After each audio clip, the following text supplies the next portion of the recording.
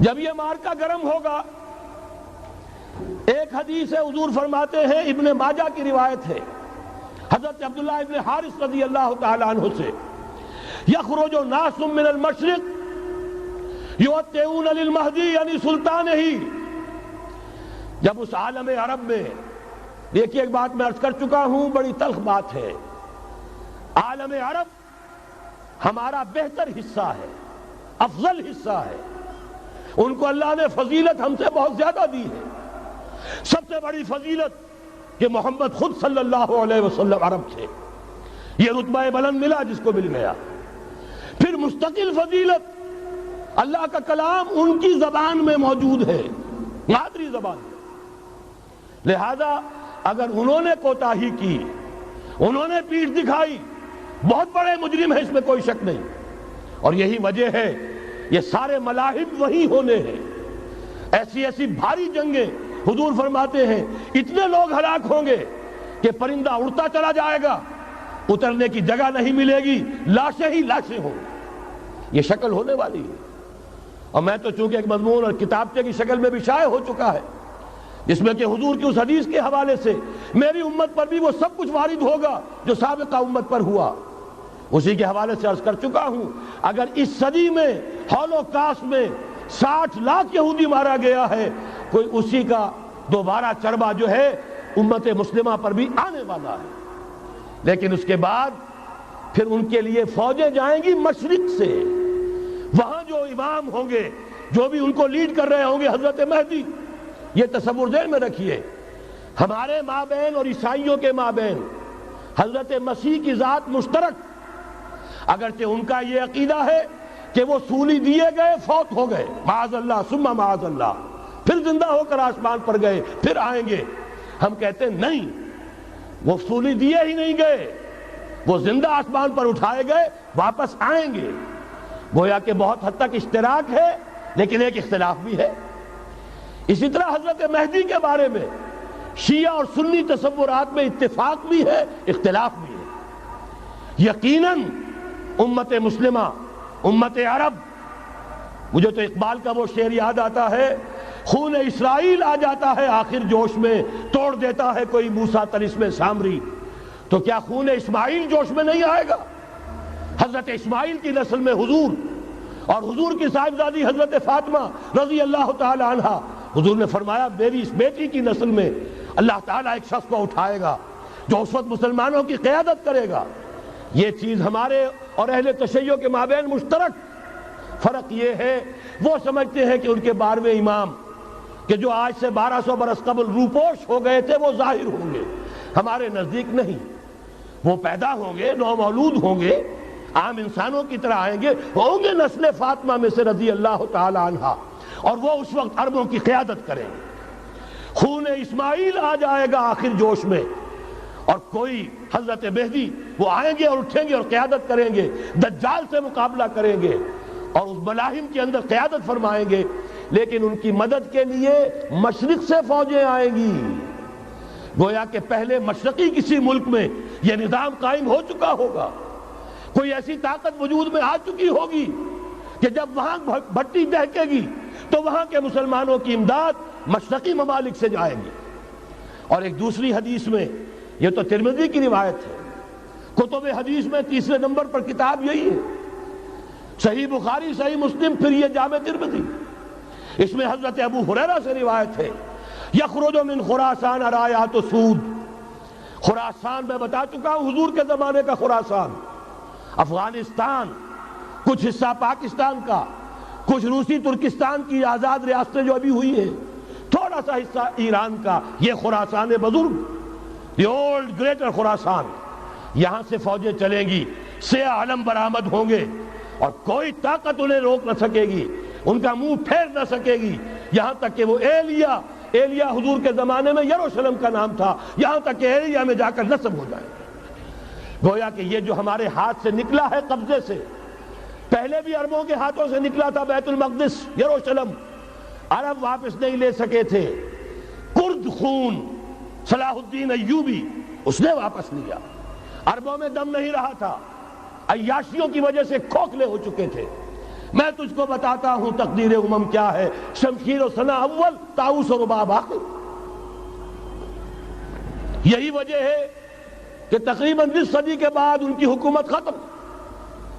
آشمارا حق بود گر خون بارد بر زمین، بر زوال ملک مستعصم امیر المومنی۔ یہ ہوا کہ نہیں ہوا؟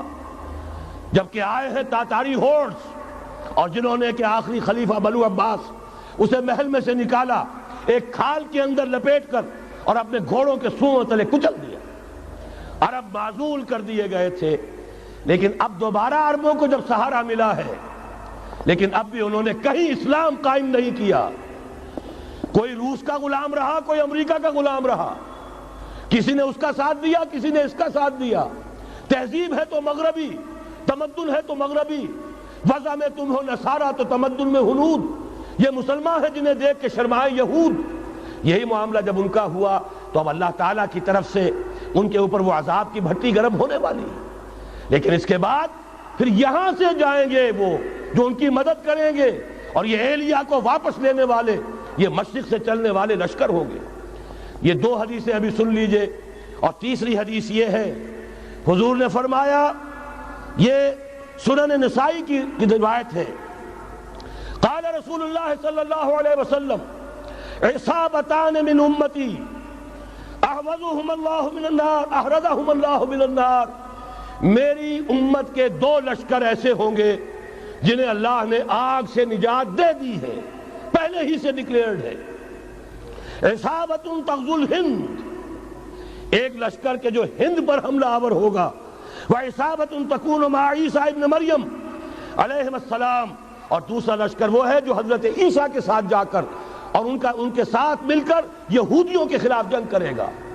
میں اس حدیث کا جو مطلب سمجھتا ہوں واللہ عالم، یہ اسی علاقے میں جب انقلاب آ جائے گا، یہ علاقہ خراسان اور پاکستان، جب یہاں نظام خلافت قائم ہوگا، یہاں سے اسلام کی توسیع ہوگی، اور یہاں سے جانب مشرق ہند اور جانب مغرب یہ جو یہودیوں کا سیلاب آ رہا ہے، ان دونوں کا مقابلہ کرنے کے لیے انشاءاللہ العزیز، ورنہ یہ عصابتان جو ہے ایک حدیث میں جمع کرنے کی کوئی اور حکمت ہو نہیں سکتی، ورنہ تو ہندوستان پہ کئی لشکر آئے ہیں۔ لیکن یہ کہ در حقیقت اسی وقت جبکہ عالم عرب میں وہ بھٹی دہکے گی، اسی وقت یہاں انقلاب آ چکا ہوگا۔ ایک طرف یہاں سے مدد کے لیے لشکر جائیں گے کہ جو مسلمان عرب جو ہیں ان کی مدد کریں گے، حضرت مہدی کے جھنڈے تلے لڑیں گے، حضرت مہدی کی حکومت کو مستحکم کریں گے، یؤتون للمہدی۔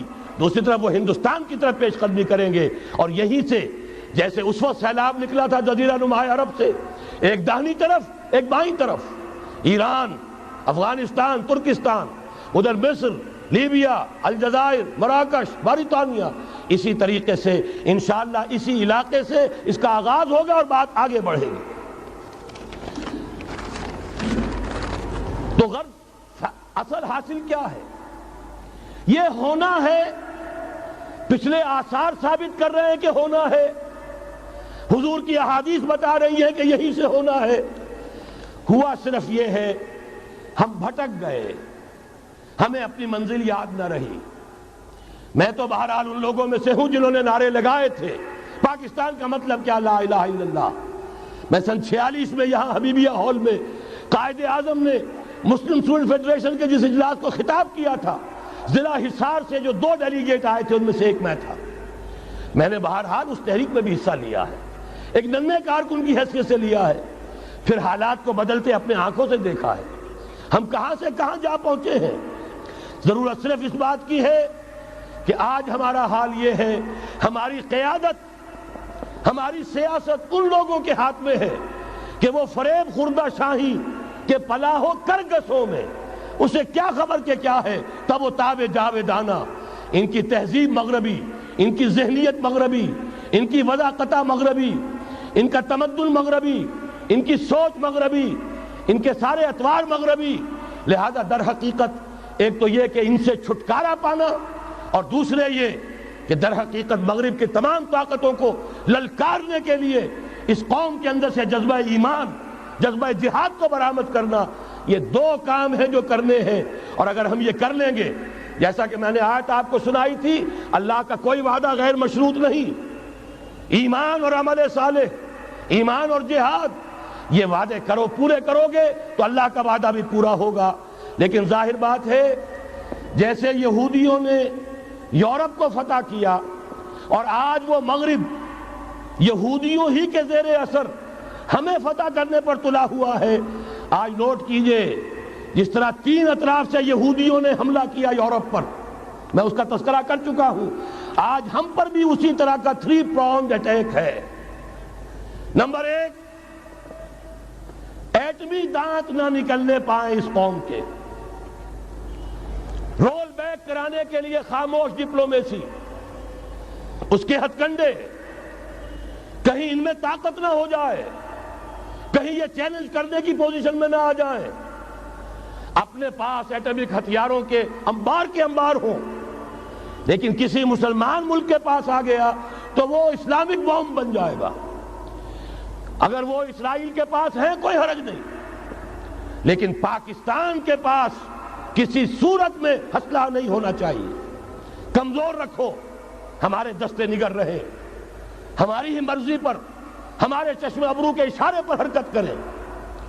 نمبر 2، اباحیت، بے حیائی، عریانی، فحاشی، اس کا سیلاب، اور سب سے بڑھ کر خاندانی نظام کو برباد کرنے کے لیے یہ بہبود آبادی کا پروگرام۔ اور دیکھیے جادو وہ جو سر چڑھ کر بولے، مسلمانوں کے ہاتھوں کرا رہے ہیں۔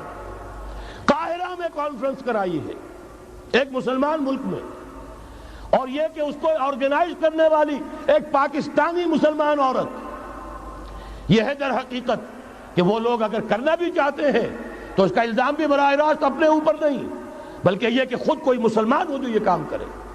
اب جو سیلاب آئے گا جس کے لیے مدد بھی دی جا رہی ہے، اس سے ہمارے سارے بندے حیا ٹوٹ کر رہ جائیں گے، خاندانی نظام درم برم ہو کر رہ جائے گا۔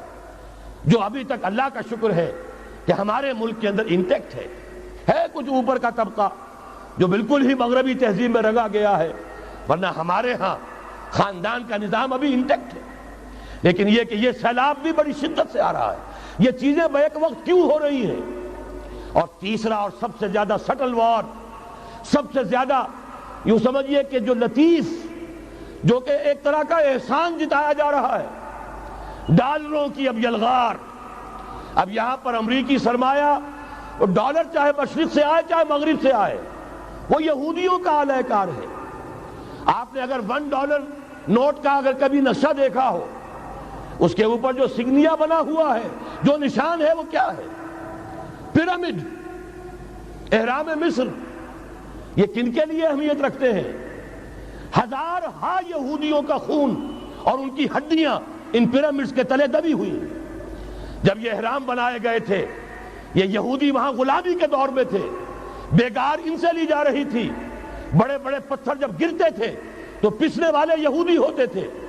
یہ ان کی اپنی جیسے ہولوکاسٹ، جیسے انہوں نے اس کو اپنا سمبل بنایا ہوا ہے، اسی طریقے سے پیرامڈ، مصر کا پیرامڈ، یہ گویا کہ ان کے اس زوال کا ایک نشان ہے۔ اور اس پر ایک آنکھ بنی ہوئی ہے، ایک آنکھ، کانے دجال کی آنکھ، وہ دیکھ رہی ہے۔ عجیب ہے یہ سمبل۔ نیچے لکھا ہوا ہے نووس آرڈو سکلورم، اور یہ در حقیقت 1776 جو نیچے لکھا ہوا ہے وہ رومن حروف کے اندر یہ 1776 ہے، جو میں بتا چکا ہوں آرڈر آف الومناٹی وساپ نے قائم کیا تھا۔ عام دنیا یہ سمجھتی ہے کہ شاید یہ امریکہ کا یوم آزادی ہے، سن آزادی ہے۔ 1 مئی اس آرڈر آف الومناٹی کی تاسیس 1 مئی کو ہوئی ہے۔ یہ 1 مئی جو منایا جاتا ہے، دھوکہ یہ دیا گیا ہے کہ یہ شکاگو کے جو مزدور ہیں ان کی یادگار ہے۔ حقیقت میں یہ 1 مئی اور 1776 آرڈر آف دی الومناٹی کی تاسیس کی تاریخ ہے۔ یہ تمام معاملہ سمجھ لیجئے۔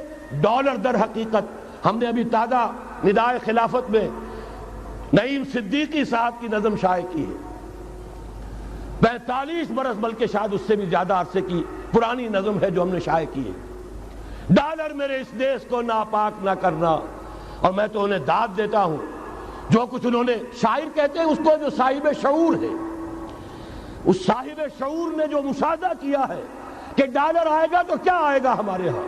اس کی پوری داستان اس تازہ ندائے خلافت میں ہم نے نہ معلوم کہاں سے اس کو کھود کر نکلوایا ہے. ہم ان کا احسان مانتے ہیں کہ انہوں نے اپنی یہ پرانی نظم، اب ان کی جماعت تو سب بھول بھال گئی ان چیزوں کو، اسی لیے وہ اسے تج کر باہر بھی اب آ گئے. بہرحال ہمیں تو ان کی ایک ایک چیز جو ہے، مجھے تو وہ شعر آج کا اگر آپ نے جنگ کا میرا کالم پڑھا ہو، میری تو فکر کے اندر رچ بس گیا ہے. پاکستان کے بارے میں جب کہا تھا اے آندھیوں سنبھل کے چلو اس دیار میں، امید کے چراغ جلائے ہوئے ہیں ہم، ہماری امیدوں کے چراغ ہے یہ. اسلام کا گہوارہ بننے والی ملک ہے یہ، اس کو ہم نے قائم کیا تھا اسلام کے لیے. یہ آندھیاں نہ چلیں، اس ملک کو ہم نے اسلام کے چراغ جو ہے ہم نے اس میں روشن کیے ہوئے ہیں. اے آندھیوں سنبھل کے چلو اس دیار میں، امید کے چراغ جلائے ہوئے ہیں ہم. بہرحال یہ تیسرا سیلاب ہے، ننگی سرمایہ داری، جس کی پھر لعنتیں ہوتی ہیں. ایک طرف فقر، ایک طرف احتیاج، ایک طرف بھوک، ایک طرف دولت کے انبار. پہلے بھی ہمارے ہاں فرق کم نہیں ہے، لیکن اب جو ہوگا اگر یہ بات پوری ہو گئی تو وہ ننگی سرمایہ داری، اور سرمایہ داری ہی در حقیقت یہود کا سب سے بڑا ہتھ کنڈا ہے. یہ بینکنگ کا نظام، یہ سارا کا سارا سودی نظام، یہ آئی ایم ایف، یہ ورلڈ بینک، یہی تو ان کے سب سے بڑے ادارے ہیں. تو واقعہ یہ ہے کہ تین طرف سے ہم پر حملہ ہو رہا ہے. اور یہ سود کے بارے میں کیا کہا تھا اقبال نے؟ از ربا آخر چمی زائد فتن، اس سود کے ام الخبائث کے پیٹ سے سوائے فتنوں کے اور کیا برآمد ہو سکتا ہے؟ کس نہ داند لذت قرض حسن، کسی کو قرض حسنہ کی لذت یاد نہیں رہی. بغیر سود کے قرض دو. تمہارے پاس فاضل رکھا ہوا ہے، کسی بھائی کو دو کہ وہ اپنی معاشی گاڑی کا پہیہ چلا لے، پھر اصل واپس لے لینا. اگر اتنی ہمت نہیں ہے کہ ان تصدقوا فهو خیر لکم، صدقہ ہی کر دو تو سب سے اچھا ہے، دے ہی ڈالو اپنا فاضل سرمایہ. یسألونک ماذا ينفقون قل العفو، مت رکھو اپنے پاس، یہ گندگی ہے. لیکن اگر بڑے ہی کم ہمت ہو تو کم سے کم قرض حسنہ دو، اپنی اصل رقم واپس لینا. کس نہ داند لذت قرض حسن، از ربا جاں تیرا دل چو خشت و سنگ. اس لیے کہ سود کے ذریعے سے انسان کے اندر تاریکی پھیل جاتی ہے، دل جو ہے اینٹ کے مانند، پتھر کے مانند سخت ہو جاتا ہے، کٹھور. ثم قست قلوبکم فہی کالحجارۃ او اشد قسوہ. آدمی درندہ بے دندان و چنگ، اور انسان بغیر اس کے کہ بھیڑیوں والے دانت ہوں اور بھیڑیوں والے پنجے ہوں، بھیڑیا بن جاتا ہے. بہرحال اب کرنے کا کام کیا ہے اس کو سمجھیے. اس پوری صورتحال کا میں نے آپ کے سامنے نقشہ پیش کر دیا. ایک طرف مغرب سے نیو ورلڈ آرڈر، جو جیو ورلڈ آرڈر ہے، اس وقت کی سپریم پاور آن ارتھ، امریکہ کی سرپرستی میں بڑی تیزی کے ساتھ حملہ آور ہے.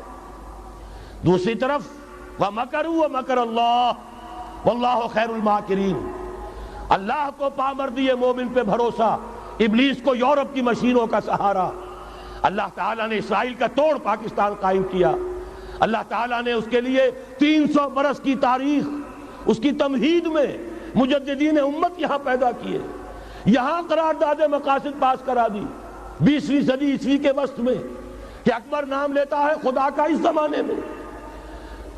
بینک انٹرسٹ کو ربا، سود حرام قرار دیا. یہ سارے شواہد ہیں. اب ضرورت صرف ایک بات کی ہے، ایک زبردست عوامی تحریک اٹھے.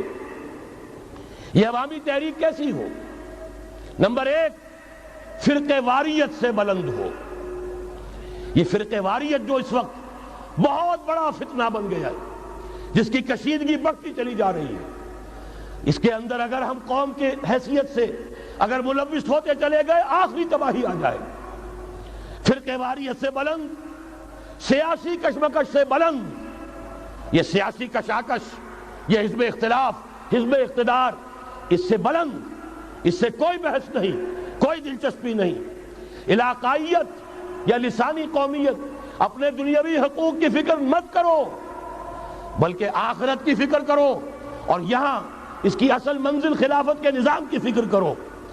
ان تمام چیزوں کو پورا کرتے ہوئے یہاں پہ نظام خلافت قائم کیا جائے. یہ ہے واحد علاج. اور اسی کے لیے للکارنے کے لیے، اسی کے لیے دعوت دینے کے لیے ہم نے اس تحریک خلافت پاکستان کا آغاز کیا۔ تنظیم اسلامی نے اپنے لیے ہدف معین کیا ہے، نظام خلافت علی منہاج النبوہ کا قیام، پہلے پاکستان میں اور پھر کل روئے عرصی پر۔ اب میں چند منٹوں میں آپ کو بتاؤں گا کہ وہ نظام ہے کیا۔ دیکھیے، اس موضوع پر میں پاکستان کے تقریباً تمام بڑے شہروں میں اکثر جگہ 3 دن 2 گھنٹے کی تقریر کر چکا ہوں۔ سیاسی نظام کیا ہے، معاشی نظام کیا ہے، سماجی نظام کیا ہے، خلافت اب قائم ہوگی تو بہرحال 1400 برس قبل کی خلافت اور آج کی خلافت، وقت کے دریا میں بہت سا پانی گزر گیا ہے، اصول وہی کے ہوں گے، فنڈامنٹلز وہی کے ہوں گے، تفصیلی خاکہ بنے گا اس زمانے کے تقاضوں کے مطابق۔ تو میرے وہ تقریریں ویڈیو کی شکل میں، آڈیو کی شکل میں، اردو میں، انگریزی میں، شکاگو میں 20 گھنٹے کا پروگرام پچھلے سال ریکارڈ کرا کے آیا۔ اللہ کا فضل ہے کہ وہ پھیل رہا ہے معاملہ۔ اب مغرب میں اذان خلافت بلند ہو رہی ہے، اس کا تذکرہ میں بعد میں کروں گا۔ بہرحال وہ تو تفصیلی بات ہے، یہاں میں چند منٹوں میں صرف الجبرا کے اصولوں کی طرح چند باتیں بتا رہا ہوں۔ جو بھی آپ کا آج نظام ہے، 3 شرطیں پوری کر دیجئے وہ خلافت بن جائے گا، سیاسی اور دستوری اعتبار سے۔ نمبر 1، حاکمیت اللہ کی، اور اللہ کا شکر ہے یہ ہم کر چکے۔ اللہ جزائے خیر دے جنہوں نے محنت کی تھی، اللہ جزائے خیر دے جنہوں نے وہ تحریک اٹھائی تھی مطالبہ دستور اسلامی، اور پھر جنہوں نے مدد کی تھی، اللہ تعالیٰ انہیں جزائے خیر دے۔ بہرحال وہ اب ہمارے دستور کا حصہ ہے، حاکمیت اللہ کی۔ البتہ اگلا قدم ہم آج تک نہیں اٹھا سکے، اس حاکمیت کا ظہور کیسے ہوگا؟ آپ کے دستور میں یہ طے کر دیا جائے کتاب و سنت ہر شے سے بالا تر ہے، دستور سے بھی بالا، عدالتی قوانین سے بالا، پارلیمنٹ سے بالا، سینٹ سے بالا، صدر سے بالا، سپریم کورٹ سے بالا، ہائی کورٹ سے بالا، ہر شے سے بالا کتاب و سنت۔ جب تک یہ نہیں ہوتا، قرارداد مقاصد کی حیثیت ایسی ہے کہ جیسے آپ سینما ہال کے اوپر آگے جو ہے قرآن مجید کا کوئی کتبہ لگا دے، اس کے سوا کچھ نہیں۔ یہ بھی غنیمت ہے کہ قرارداد مقاصد پاس ہوئی، اصل شرط یہ ہے کتاب و سنت کی ٹوٹل بالادستی۔ اور یہ بڑی کڑوی گولی ہے، عوامی تحریک جب تک نہیں چلے گی، لوگ جب تک اپنی خون کی ندیاں نہیں بہا دیں گے، یہ کڑوی گولی حلق سے اترنے والی نہیں۔ یہ IGI کی حکومت میں نہیں اتری، اسلام کے نام پر اقتدار میں آئے، اسلام کے نام پر ISI نے IGI بنوائی، اسلام کے نام پر انہیں ووٹ ملے، 2/3 کی اکثریت ملی، اس کے باوجود شریعت کی بالادستی کا ایکٹ، شریعت کی بالادستی کی دستور کے اندر ترمیم پاس نہیں کرائی گئی۔ معلوم ہوا اوپر زبردست کا ٹھینگا ہے، امریکہ کے سب پرستار ہیں، سب ڈرتے ہیں، سب کے لیے سب کو نظر آتا ہے بالآخر جو ہے اسی کے پاس جانا ہوگا، چاہے وہ نواز شریف ہو اور چاہے وہ بے نظیر ہو۔ ایک کھلم کھلا ہے، اور اب تو میں کہتا ہوں نواز شریف بھی کھلم کھلا ہے۔ آج کے اس دور میں انہوں نے اسلام کا نام کبھی نہیں لیا، اس سے تو بالکل تائب، بس صرف فرق یہ رہ گیا ہے بے نظیر کھلم کھلا بھی مذاق اڑا لیتی ہے اسلامی سزاؤں کا، اسلامی قوانین کا، یہ اس پر ذرا خاموش ہے۔ لیکن یہ کہ اپنی تحریک میں ہمارے بہت سے جو سیاسی قائدین ہیں مسلمانوں کے، کتنے بیانات آپ نے پڑھے ہوں گے، ذرا اسلام کا نام لے دے ہم ساتھ ہو جائیں گے۔ مولانا سمیع الحق صاحب کا بیان آیا، ذرا اسلام کی بات کرے تو ہمارے اور بہت سے علماء اور ہمارے طارق صاحب جو ہے انہوں نے بھی کہا کہ میں ہم ساتھ آ جائیں گے۔ لیکن یہ کہ بڑا پکا ثابت ہوا نواز شریف اسلام کا نام نہیں لیا۔ یہ بات جان لیجئے، یہ اس کے بغیر، قربانی کے بغیر اصل یہی منزل ہے، اصل کٹھن یہی ہے۔ یہ کتاب و سنت کی بالادستی، اس کو قبول کرنا، اختیار کرنا، یہ بغیر عوامی تحریک کے، بغیر قربانیوں کے ممکن نہیں ہوگا۔ بہرحال دوسری بات یہ، اور تیسری بات، کسی غیر مسلم کو نظام خلافت میں قانون سازی میں شریک نہیں کیا جا سکتا۔ جس قانون کی بنیاد کتاب و سنت، جو نہ کتاب کو مانے نہ سنت کو مانے، اس کا اس ملک کی قانون ساز اسمبلی میں جانے کا مطلب کیا ہے؟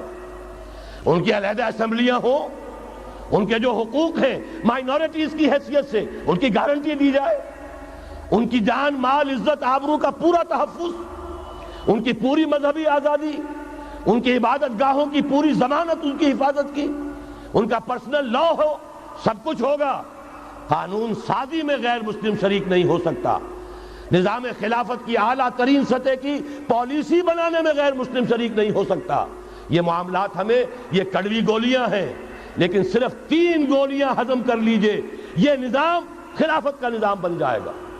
البتہ چوتھی بات اور عرض کر دوں، وہ کہتا ہوں بہتر ہے کہ اس پارلیمانی نظام کی لعنت جو انگریزوں کے وراثت کے طور پر ہمیں ملی ہے، اسے چھوڑ کر صدارتی نظام اختیار کیا جائے۔ وہ صدارتی نظام جو نظام خلافت سے قریب تر ہے، انہوں نے ہم سے لیا ہے۔ اقبال نے کہا ہے، ہر کجا بینی جہان رنگ و بو، زاں کے از خاکش برو یا دارزو، یا نور مصطفیٰ اورا بہاش، یا ہنوز اندر تلاش مصطفیٰ۔ اگر کوئی اچھائی ان کے پاس ہے وہ نور مصطفیٰ سے مانگی ہوئی ہے۔ یہ خلافت کے نظام کا چربہ ہے۔ ایک شخص کو منتخب کرو، اب اسے اختیار دو، اس کے ہاتھ کھلے رکھو، اسے کام کرنے دو۔ ہاں، امپیچمنٹ کا نظام ہو، غلط ہو تو اسے سیدھا کرنے کا نظام ہو۔ اس کے لیے آپ امپیچمنٹ کا نظام آج کی جو امریکہ کی حکومت ہے اس میں بھی ہے، اور کیسا ہے کہ ذرا سا اندیشہ ہوا تھا اور نکسن صاحب جو بھاگ کھڑے ہوئے تھے۔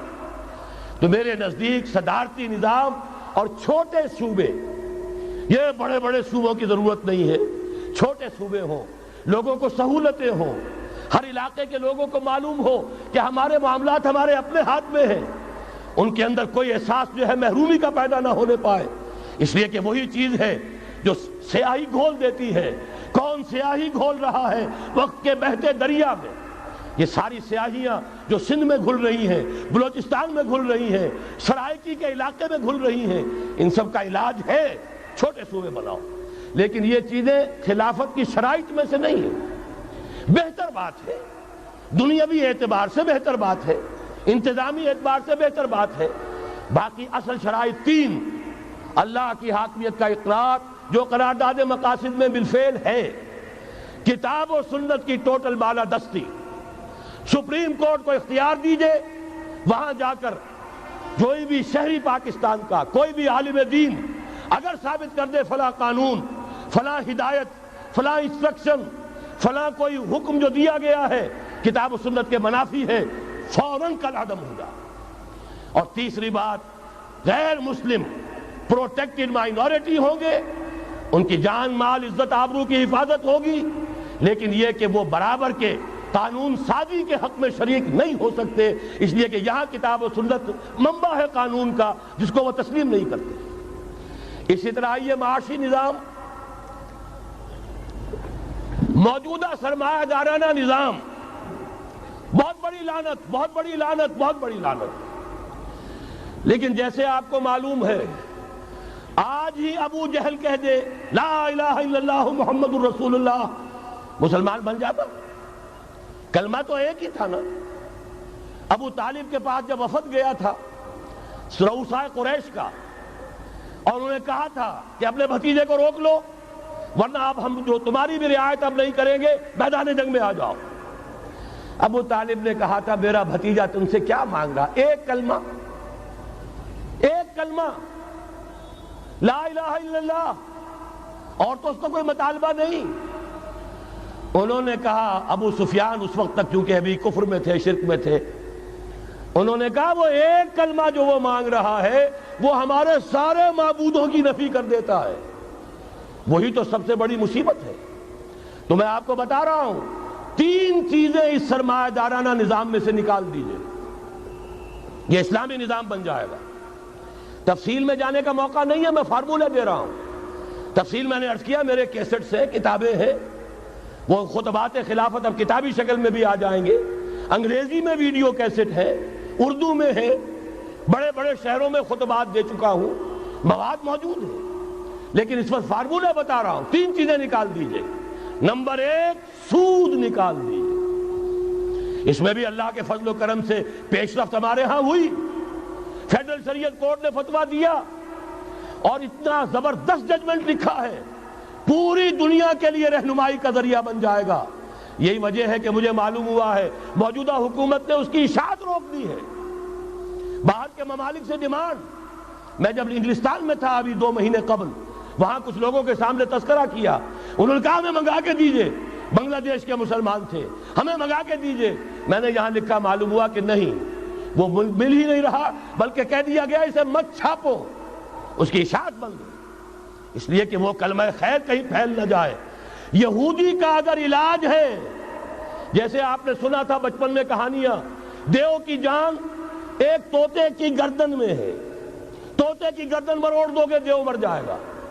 یہودی کی جان سود میں ہے۔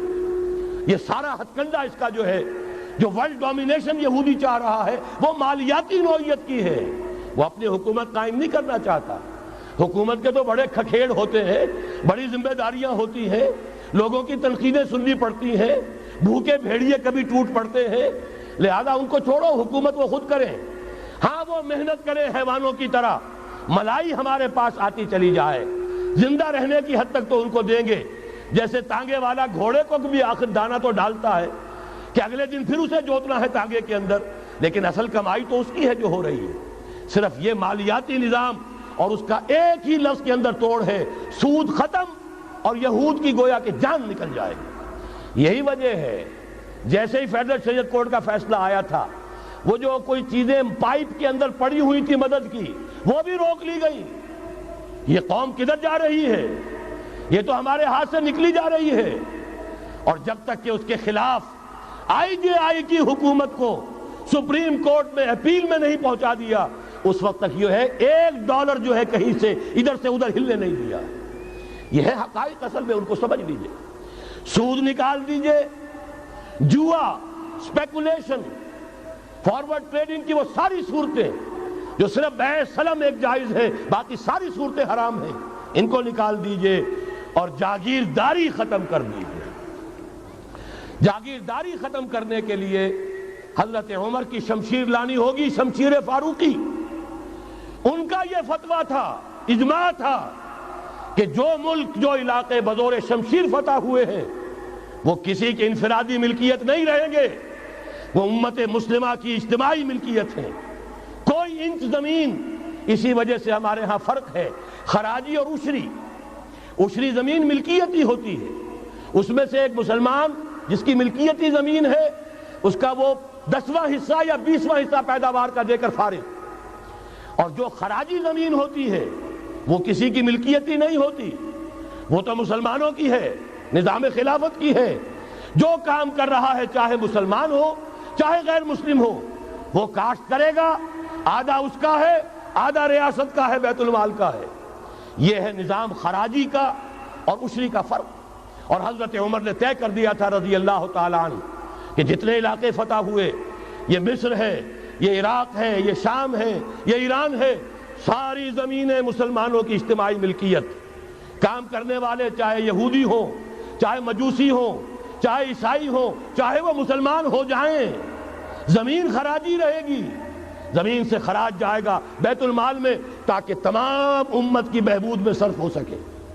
3 کام کر دیجئے، باقی ساری market forces, free economy, personal incentive, personal ownership, ساری چیزیں، سارے اصول جس کی وجہ سے کہ سرمایہ داری کو فتح حاصل ہوئی ہے کمیونزم کے اوپر، وہ سارے اصول اسلام کے اندر موجود ہیں۔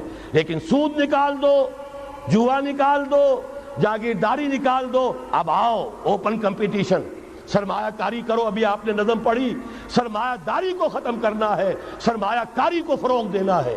یہ ہے اسلام کا نظام معیشت۔ البتہ اس میں چوتھی چیز، کفالت عامہ کے لیے زکوٰۃ کا نظام مکمل قائم کرو۔ ہر شہری کی بنیادی ضروریات کی پوری ذمہ داری اور کفالت نظام خلافت لیتا ہے۔ یہاں پھر میں مجبور ہوں، کیا کروں؟ ذکر جب چھڑ گیا قیامت کا، بات پہنچی تیری جوانی تک، خلافت کا تذکرہ ہو اور حضرت عمر کا ذکر نہ آئے ناممکن۔ خلافت کا نظام، جیسے آپ کہتے ہیں کہ گلاب کا پھول پورا کھلا ہوا ہے، للی ان بلوم، خلافت کا نظام پورا کھلا ہوا حضرت عمر کے دور میں نظر آتا ہے۔ اسی وقت کہا تھا حضرت عمر نے رضی اللہ تعالی عنہ کہ اگر دجلہ و فرات کے کنارے کوئی کتا بھی بھوکا مر گیا تو قیامت کے دن عمر ذمہ دار ہوگا۔ اور جانور تک کا معاملہ ہے، مجوسی کو دیکھ لیا تھا، بوڑھے کو ایک کہ جو بھیک مانگ رہا تھا، وہاں کے عامل اور گورنر سے ایکسپلینیشن کال کی، یہ بھیک کیوں مانگ رہا ہے؟ جب یہ جوان تھا، کام کر سکتا تھا، تم اس سے جزیہ لے رہے تھے، اب یہ بوڑھا ہو گیا ہے، کما نہیں سکتا، تم نے اسے بھکاری بنا دیا ہے، اس کا وظیفہ مقرر کرو۔ ظاہر بات ہے غیر مسلم ٹیکس دیں گے، مسلمان زکوٰۃ دیں گے، مسلمانوں کے لیے زکوٰۃ سے کفالت عامہ ہوگی، غیر مسلموں کے ٹیکسوں کے ذریعے سے۔ وہی نظام جو آج یورپ میں ہے، اسکینڈینیوین کنٹریز میں ہے، برطانیہ میں ہے، ان امپلائمنٹ الاؤنس ہے، یا یہ کہ اور ویلفیئر کا نظام ہے، لیکن اسلام کا مکمل ترین ویلفیئر نظام زکوٰۃ کے تحت ہے، اور اس میں گارنٹی ہے ہر شہری کی بنیادی ضروریات انڈر ریٹن، ان کی ذمہ داری ریاست کے ذمہ۔ حضرت عمر ہی کا زمانہ تھا کہ لوگ اپنی زکوٰۃ لے کر پھرتے تھے، لینے والا کوئی نہیں ہوتا تھا۔ اس کا بھی میں مسئلہ آپ کو سمجھا دینا چاہتا ہوں۔ میں نے تو عرض کیا تھا، میں تو مدرس ہوں، عوامی مقرر نہیں ہوں۔ میں تو چاہتا ہوں آپ چیزیں سمجھ کر اور ان کا علم آپ کا جو ہے حاصل کر کے اٹھیں، لوگوں کو پھر پہنچائیں۔ یہ کیسے ہو گیا جبکہ زکوٰۃ جو ہے وہ تو اسلامی ریاست میں نظام خلافت میں حکومت لیتی ہے؟ پھر کیسے ہو گیا کہ لوگ اپنی زکوٰۃ لے کر پھر رہے، لینے والا کوئی نہیں؟ اس کو بھی جان لیجئے، جیسے زمین کی دو قسمیں میں نے بیان کی، خراجی اور عشری، ایسے ہی زکوٰۃ کے قابل جو مال ہے اس کی بھی دو قسمیں ہیں۔ اموال باطنہ، گھروں میں رکھی ہوئی کوئی نقدی ہے، کوئی زیور ہے، کوئی اور ایسی چیزیں ہیں، یہ اموال باطنہ کہلاتی ہیں۔ اس کی زکوٰۃ جبراً حکومت نہیں لے گی۔ اگر اس کی زکوٰۃ جبراً حکومت لے تو گھروں کی تلاشیاں لینی پڑیں گی، جا کے تکیے پھاڑ پھاڑ کے دیکھنے پڑیں گے کہ کہیں کچھ رکھا ہوا تو نہیں ہے۔ یہ معاملہ مسلمانوں کی ان کی اپنی نیت پر، ایمان پر، اللہ کے ساتھ ان کے خلوص و اخلاص پر چھوڑ دیا۔ ہاں اموال ظاہرہ، دکان میں 5 لاکھ کا مال پڑا ہے، 2.5% دے دو۔ گودام میں 10 لاکھ کا مال پڑا ہے، 2.5% دے دو۔ تمہارا کارخانہ ہے بہت بڑا، اس کی زمین معاف، بلڈنگ معاف، مشینری معاف، ٹولز معاف، لیکن جو سرمایہ چل رہا ہے، چاہے وہ خام مال پڑا ہے چاہے فنشڈ، ٹوٹل کی مالیت کے اوپر 2.5% دے دو۔ یہ ہے زکوٰۃ جس کو بدنام کیا ضیاء الحق صاحب نے۔ صرف سود جو ہے، سود والا جو صرف بینکوں کے اندر ڈپازٹ ہے، اس سے 2.5% لے کر اسے زکوٰۃ قرار دے دیا، حالانکہ وہ تو کچھ زکوٰۃ نہ ہوئی، سود کا کمیشن ہوا، اس کے سوا کچھ بھی نہیں۔ زکوٰۃ تو یہ ہے کہ ہر دکاندار، اور مجھے یقین ہے مسلمان دے گا، آپ اسے انکم ٹیکس جیسے لعنتی ٹیکس سے نجات دیجئے جس نے اسے جھوٹ بولنے پہ مجبور کیا ہوا ہے۔ یہ لعنتی ٹیکس ہے در حقیقت کہ جس نے ہر شخص کو جھوٹا بننے پر مجبور کر دیا ہے۔ ان کو ختم کریں۔ زکوٰۃ تو مسلمان اپنے ایمان کے تقاضے پر دے گا، اور وہ دے گا اور خوشی سے دے گا۔ یہ پورا نظام جو ہے اس کو اختیار کیا جائے زکوٰۃ کے، تو پوری ویلفیئر سٹیٹ، دنیا کے بلند ترین معیارات کی ویلفیئر سٹیٹ قائم ہو جائے، جو حضرت عمر نے کہا تھا کہ کوئی کتا بھی بھوکا اور پیاسا نہ رہے۔ اب آئیے تیسرا معاملہ سماجی، یہاں بھی 3 ہی باتیں کہوں گا۔ ترقی ہے، تعلیم ہے، ان میں کوئی رکاوٹ نہیں، خواتین کام کریں، کوئی رکاوٹ نہیں۔ کیا چیز نکالنی ہے؟ بے حیائی، بے حجابی، عریانی نکال دو، ستر و حجاب انفورس کرو، سیگریگیشن، عورتوں کے اسکول علیحدہ، مردوں کے علیحدہ، عورتوں کے کالج علیحدہ، مردوں کے علیحدہ، عورتوں کی یونیورسٹی علیحدہ، مردوں کی علیحدہ، عورتوں کے ہسپتال علیحدہ، مردوں کے ہسپتال علیحدہ۔ کسی درجے میں تو ہمارے ہاں ہے، اس کو آگے بڑھاؤ، یونیورسٹی بناؤ۔ اسی طریقے سے ہسپتال میں، مردوں کے ہسپتال میں عورتوں کو نرس رکھنا کیوں لازم ہے؟ کیا مرد نرسنگ نہیں کر سکتے؟ کیا فوج کی جو فارورڈ یونٹس ہوتے ہیں میڈیکل، کیا ان میں عورتیں جاتی ہیں نرسوں کی حیثیت سے؟ جہاں اصل ضرورت ہوتی ہے، کسی کا بازو اڑ گیا ہے، کسی کی ٹانگ اڑ گئی ہے، کسی کا پیٹ چاک ہو گیا ہے، آنتیں باہر ہے، بڑی ٹینڈر نرسنگ کی ضرورت ہے، وہاں تو عورت نہیں جاتی، وہاں تو میل نرسز ہے. تو مردانہ ہسپتالوں میں مردوں کو نرس رکھو، زنانہ ہسپتالوں میں عورتوں کو نرس رکھو. عورتیں مریض ہوں، عورتیں ڈاکٹر ہوں، عورتیں جو ہے نرسنگ کریں. وہاں کی انتظامیہ بھی عورتوں کو دیجیے. پھر یہ ہے کہ ساری پرائمری ایجوکیشن عورتوں کو دے دیجیے. چھوٹی عمر کے بچے ہیں، انہیں عورت کے اندر اللہ تعالیٰ نے جو شفقت مادری رکھی ہوئی ہے فطری طور پر، ضرورت ہے اس ٹینڈر ایج میں. تو ارادہ اگر ہو جائے تو ہر کام ہو سکتا ہے. ارادہ چاہیے یہ کہ بے ستری، بے حجابی، عریانی، فحاشی کا خاتمہ کرو. نمبر 2، شراب اور منشیات کا خاتمہ کرو. اس کے لیے آئرن ہینڈ بلکہ آئرن فسٹ کی ضرورت ہے. یہ کر کے دکھایا، ایرانیوں نے کر کے دکھا دیا. ہم سے کہیں زیادہ گرے پڑے تھے، ہم سے کہیں زیادہ یہ خرابیاں ان کے معاشرے میں موجود تھیں. کر کے دکھایا کہ نہیں کر کے دکھایا؟ یہ ہو رہا ہے. لہذا یہ کہ یہ کام کیا جائے اور زنا اور قذف کے جو اصل اللہ تعالیٰ کی طرف سے، اللہ کے رسول کی طرف سے جو سزائیں ہیں اور حدود اور تعزیرات ہیں ان کو نافذ کیا جائے. یہ 3 چیزیں کر دیجئے، یہی معاشرہ ہوگا. کوئی یہ نہیں کہتا کہ صحراؤں میں جا کر آباد ہو، کوئی آپ سے یہ نہیں کہتا کہ جائیے دوبارہ اونٹوں پہ سفر شروع کیجئے. جو ترقی ہوئی ہے، اللہ تعالیٰ نے علم دیا ہے انسان کو، اللہ تعالیٰ نے ٹیکنالوجی عطا فرمائی انسان کو، اور رحمان کا دیا ہوا علم ہے. علم آدم الاسماء کلہا، یہ اسی علم اسماء کا ظہور ہے پوری دنیا کے اندر. اسے خیر کا، برکت کا ذریعہ بناؤ.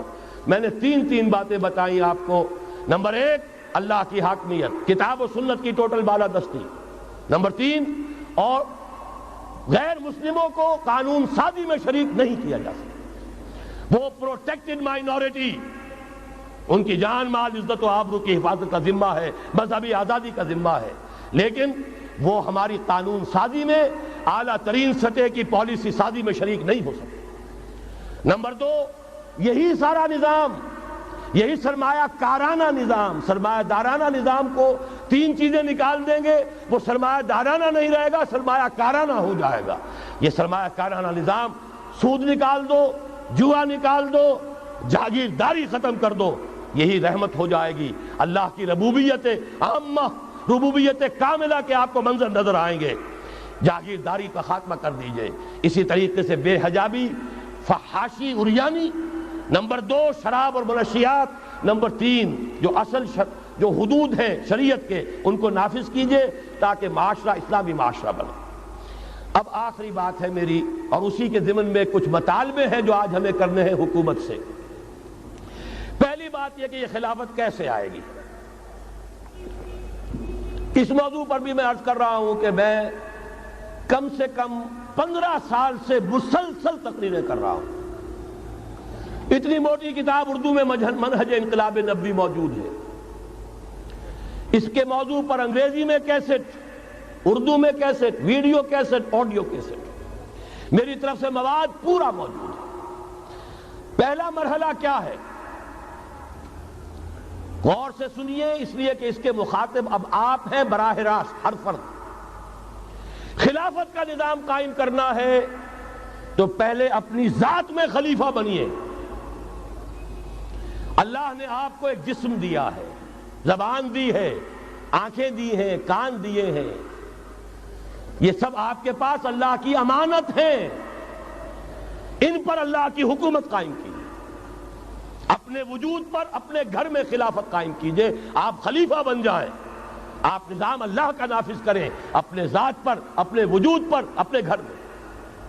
اور ساتھ ہی انفرادی سطح پر طے کر لیجئے. سورہ حدید کی آیت نمبر 7، آمنوا باللہ ورسولہ وانفقوا مما جعلکم مستخلفین فیہ. جس چیز میں اللہ نے تمہیں خلافت عطا کی ہے، دولت دی ہے، مال دیا ہے، جائیداد دی ہے، اولاد دی ہے، ذہانت دی ہے، فطانت دی ہے، خطابت دی ہے، جو دیا ہے لگا دو، کھپا دو، خرچ کر دو اللہ کے دین کے لیے. یہ ہے پہلی خلافت. اپنے وجود پر اللہ کی حکومت قائم کرو، اپنے گھر میں اللہ کی حکومت قائم کرو، اپنی معاشرت اسلامی بناؤ، اپنے معاش کو اسلامی بناؤ، اور جو کچھ اللہ نے دیا ہے، جسم و جان کی توانائیاں ہوں، صلاحیتیں ہوں، قوتیں ہوں، مال ہو، اولاد ہو، لگا دو، کھپا دو، صرف کر دو اللہ تعالیٰ کے دین کے غلبے کے لیے. یہ ہے انفرادی خلافت. جان لیجئے جب تک افراد اس خلافت کا حق ادا نہیں کریں گے اجتماعی خلافت کبھی نہیں آئے. آرزویں کرتے رہیے، لیس بامانیکم ولا امانی اہل الکتاب. نہ تمہاری خواہشوں سے کچھ ہوگا نہ اہل کتاب کی خواہشوں سے ہوگا. انہوں نے بھی کیا ہے تو بڑے پاپڑ بیل کر کیا ہے جو کچھ کیا ہے، اور تمہیں بھی کرنا ہوگا تو بڑی طاقت صرف کر کے اور محنت کر کے قربانیاں دے کر کرنا ہوگا. یہ محض دعاؤں سے بھی نہیں ہو سکتا. دعائیں منہ پر دے ماری جاتی ہیں. جو کچھ کر سکتے ہو کر گزرو، پھر دعا مانگو، دعا قبول ہوگی. اگر یہ نہیں ہے تو دعا منہ پر دے ماری جائے. لہذا اگر کام کرنا ہے، تیسری بات، محض دعوت و تبلیغ اور نصیحت اور وعظ سے نہیں ہوگا. اگر محض دعوت اور تبلیغ اور تعلیم اور تربیت اور وعظ اور نصیحت سے ہو جاتا تو حضور صلی اللہ علیہ وسلم مسلمان تو کجا کسی کافر کے خون کا ایک قطرہ زمین پر نہ گرنے دیتے. آپ سے زیادہ رؤوف اور رحیم کون ہوگا؟ لیکن آپ نے بھی ہاتھ میں تلوار لی ہے. وَأَنزَلْنَا الْحَدِيدَ، ہم نے لوہا اتارا ہے. فیہ باس شدید، اس میں جنگ کی صلاحیت ہے. وَمَنَافِعُ لِلنَّاسِ، لوگوں کے لیے اور فائدے بھی ہیں. توا پر ہاتھ پھکنی، چمٹا بھی بنا لیتے ہو، لیکن اصل میں یہ ہے جنگ کے اسلحہ کے لیے. اور یہ تمہیں اس لیے دیا گیا وَلِيَعْلَمَ اللَّهُ مَن يَنصُرُهُ وَرُسُلَهُ بِالْغَيْبِ، کون ہے جو اس ہتھیار کو ہاتھ میں لے کر کھڑے ہوں اور اللہ اور اس کے رسولوں کی مدد کریں. اللہ اور رسول کی مدد سے مراد کیا؟ اس کا نظام خلافت قائم. تو محض دعوت و تبلیغ سے نہیں ہوگا، اور انتخابات سے تو بالکل نہیں ہوگا. یہ تو یوں سمجھیے کہ واقعہ یہ ہے کہ اگر آپ مجھ سے پوچھیں سب سے بڑا صدمہ جو مجھے ہے، سب سے بڑا صدمہ وہ ان مذہبی جماعتوں کے کردار کی وجہ سے ہے جنہوں نے اس ملک میں آ کر سیاست کی کشاکش اور انتخابی سیاست کے اندر اپنا سارا وقت، ساری توانائیاں ضائع کر دی. کچھ حاصل نہیں ہوا.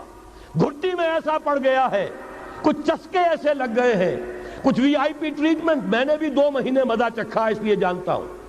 اللہ تعالیٰ جو ہے اس طرح کے تجربات کرا دیتا ہے، ورنہ کیسے اندازہ ہو. وی آئی پی علیحدہ اتر رہے ہیں، آپ کے لیے گاڑی آپ کے بالکل دروازے پر کھڑی ہوئی ہے، سیڑھی سے اترے آپ جہاز کے اور گاڑی موجود ہے. یہ ساری وی آئی پی ٹریٹمنٹ مل رہا ہے. اور یہ کوریڈورز آف پاور میں گھومنا پھرنا، ان جاگیرداروں کے ساتھ بیٹھنا، ان کے سے ولیمے کرنا، ان کے سے ٹھاٹ. ظاہر بات ہے ان کے ولیموں میں جائیں گے تو انہیں بھی بلائیں گے، ویسے ہی کرنے پڑیں گے، پھر لاکھوں کروڑوں آپ بھی خرچ کریں گے. یہ ساری لعنتیں جو آئی ہیں مذہبی جماعتوں کے اندر، یہ صرف اس انتخابی سیاست کی وجہ سے. میں بڑے صدمے سے عرض کر رہا ہوں. واقعہ یہ ہے میرے نزدیک اس ملک میں اسلام کے نہ آنے کا پہلا مجرم مسلم لیگ نہیں ہے. پہلی مجرم وہ جماعتیں ہیں جنہوں نے اپنا سارا وقت انتخابی سیاست میں اور اقتدار کی کشاکش میں صرف کر دیا ہے. مسلم لیگ کا بہت بڑا احسان، قائد اعظم کا بہت بڑا احسان، انہوں نے آپ کو ملک لے دیا. اس سے زیادہ کا نہ ان کا دعویٰ تھا، نہ ان سے توقع ہو سکتی تھی. پیر جماعت علی شاہ نے یہ کہا تھا، میں ان کے قول کا بہت بڑا قائل ہوں، ان کی ذہانت اور فطانت کا. جب ان سے کہا گیا ہے رحمت اللہ علیہ کہ آپ اتنے بڑے، آپ مقتدا ہیں، مرشد ہیں، اتنی بڑی روحانی شخصیت ہے، ایک داڑھی ملے کے ہاتھ پر بیعت کر لی آپ نے.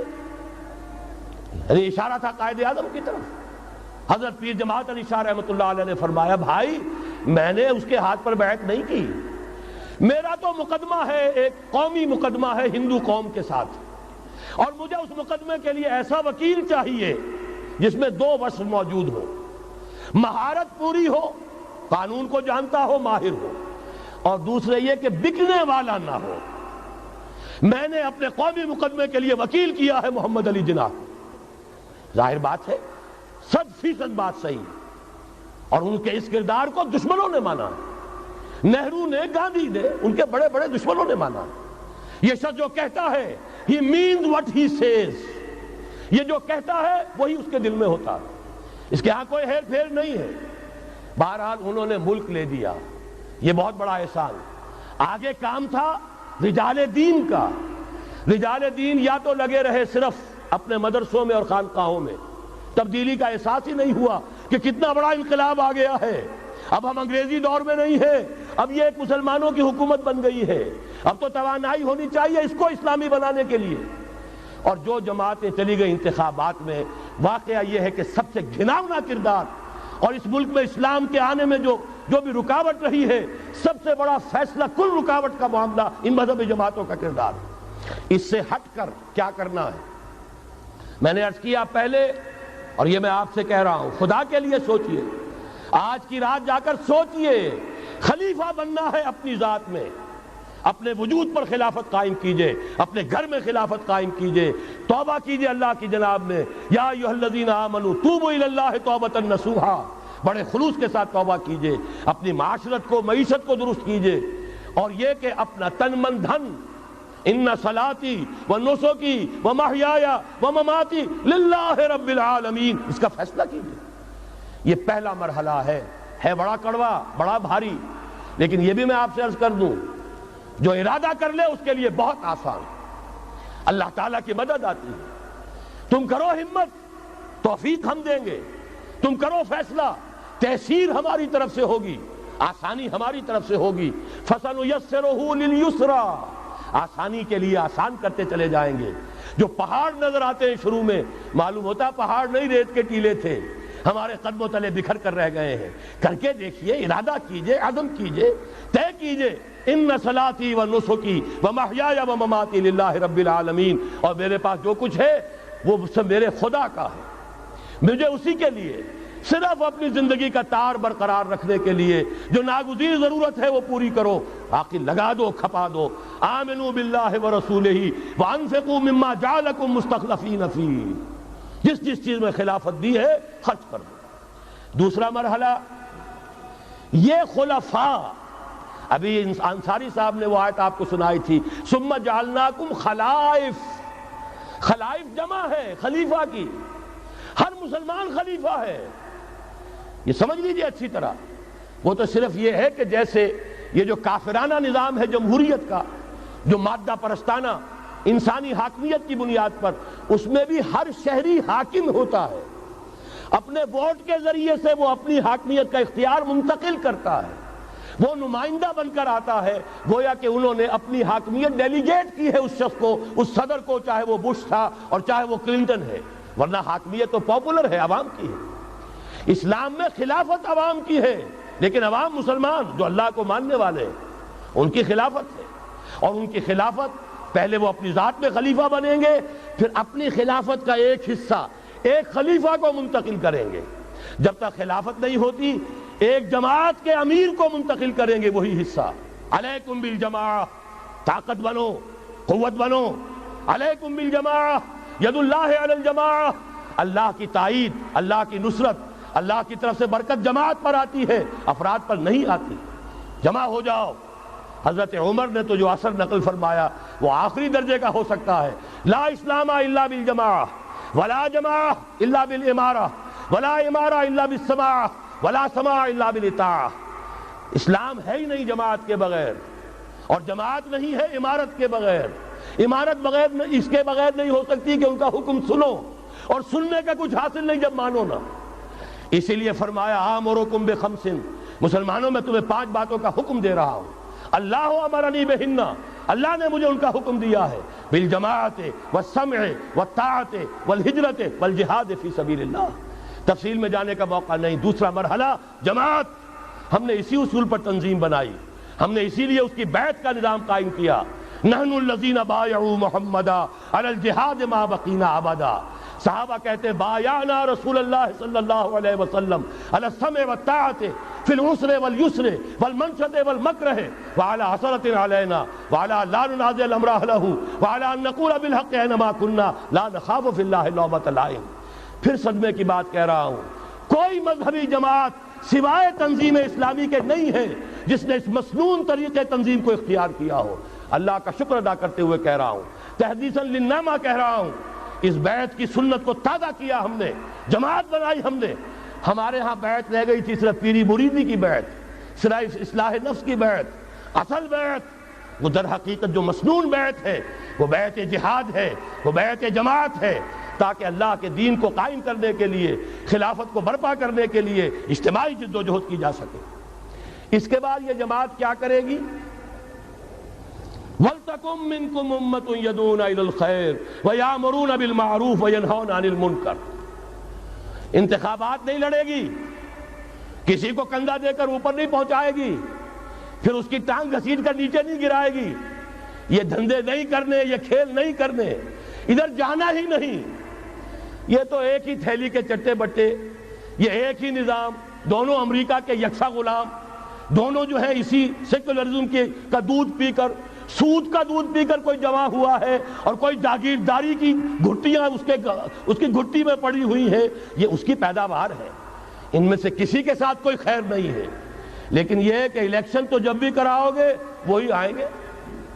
لاکھ آپ تیسری قوت بننے کی امید میں ایئر مارشل اصغر خان بوڑھے ہو گئے، دور اسکار ہوئے، از عمر رفتہ ہوئے۔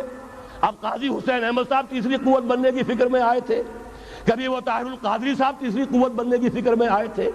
جب تک یہاں جاگیردارانہ نظام ہے، کون سی تیسری قوت آ سکتی ہے؟ مت ماری گئی ہے، عقلیں جو ہیں بیچ کھائی ہیں، کیا ہوا ہے؟ کبھی تو آخر ہوش آنا چاہیے۔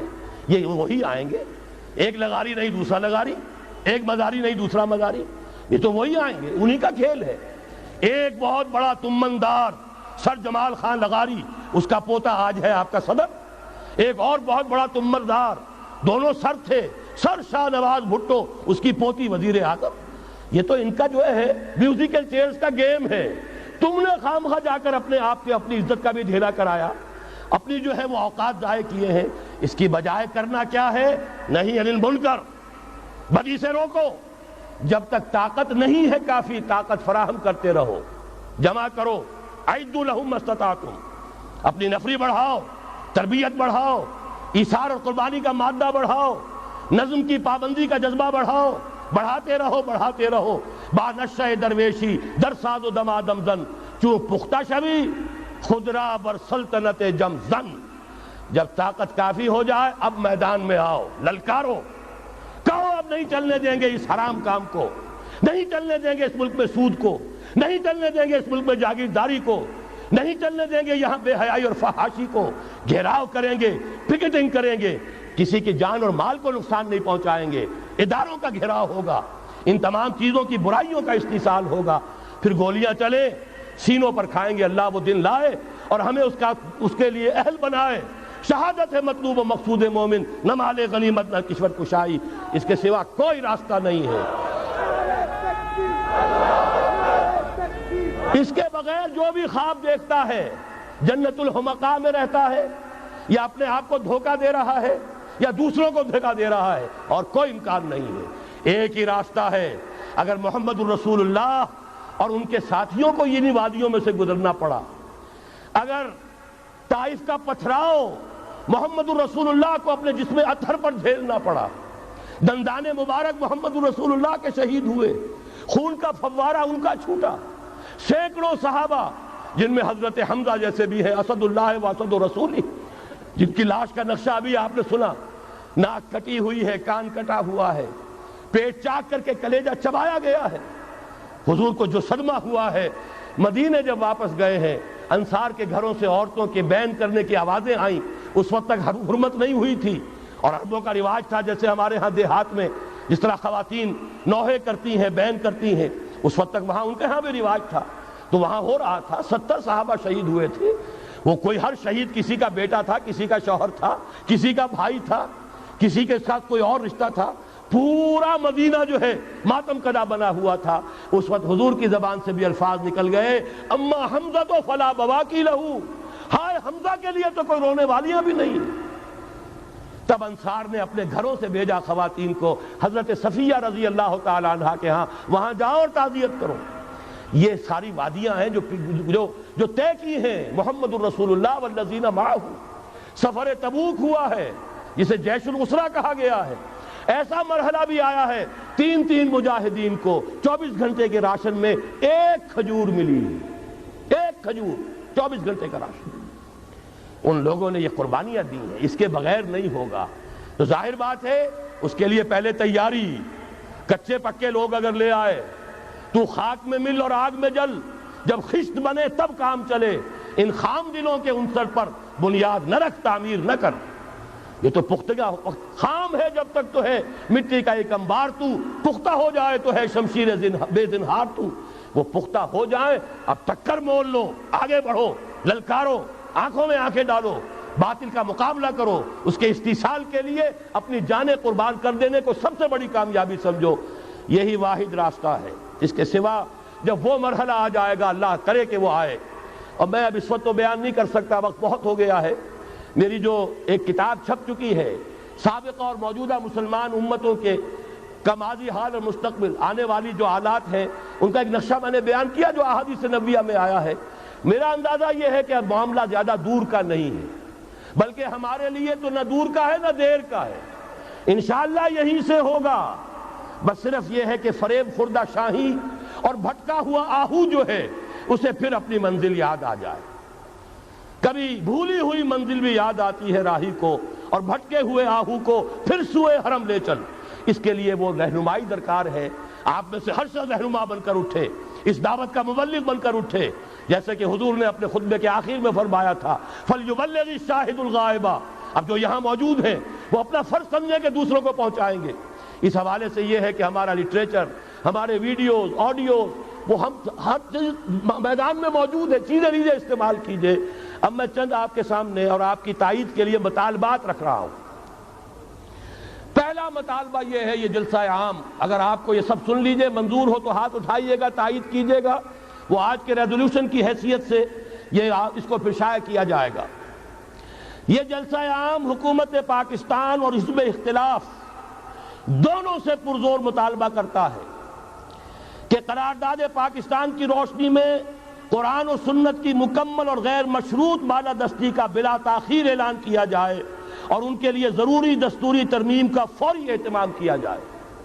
ہم یہ صرف حکومت سے نہیں کہہ رہے، حزب اختلاف کو بھی کہہ رہے ہیں، خدا کے لیے ہوش کے ناخن لو، تم کون سا پیکج دے رہے ہو اور تم کون سی شرائط منظور کروا رہے ہو؟ اصل اس ملک کی جو نجات ہے وہ اس میں ہے۔ یہ قافلہ روکا کھڑا ہے تو اس جگہ روکا کھڑا ہے، اس کو طے کرو، یہ کڑوی گولی۔ اور یہ ظاہر بات ہے اب تو حکومت کرنا چاہے تو نہیں کر سکتی، اپوزیشن کرنا چاہے تو نہیں کر سکتی، ان سے وہ 8ویں ترمیم نہیں ختم ہو رہی کسی سے، لہذا اس کے لیے اگر اتفاق کرنا ہے، اتحاد کرنا ہے تو اس پر کرو۔